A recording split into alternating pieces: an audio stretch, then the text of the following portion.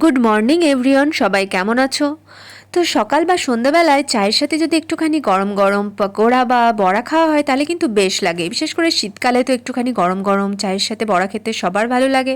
তাই ভাবলাম আজকে একটু ফুলকপির পকোড়া করা যাক, কিন্তু ভাবলাম ফুলকপির সাথে একটুখানি আলুও দেওয়া যাক। তো আলু আর ফুলকপিটাকে ভালো করে আমি সিদ্ধ করে নিয়ে দেখো সমস্ত রকম মশলা দিয়ে ভালো করে মেখে নিচ্ছি। তার সাথে একটুখানি হলুদ নুন দিয়েছি আর বেশি করে কাঁচা লঙ্কা দিয়েছি। এটা কিন্তু সম্পূর্ণ আমার মাথা থেকে বেরোনো একটা নতুন রেসিপি বলা যেতে পারে। তো এটার মধ্যে দেখো আমি বেসন কিন্তু অ্যাড করলাম না, বেসন ছাড়াই এটা আমি করব। তো ভালো করে আমি মেখে নিয়ে এবার কড়াতে তেল দিয়ে ভালো করে ভেজে নেব।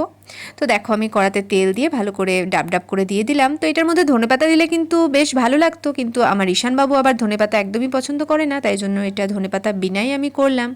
তো দেখো এই রইলো আমার গরম গরম ফুলকপি আলুর পকোড়া বা বড়া, সেটাই বলা যেতে পারে। তো খেতে কিন্তু বেশ ভালো হয়েছিল বন্ধুরা।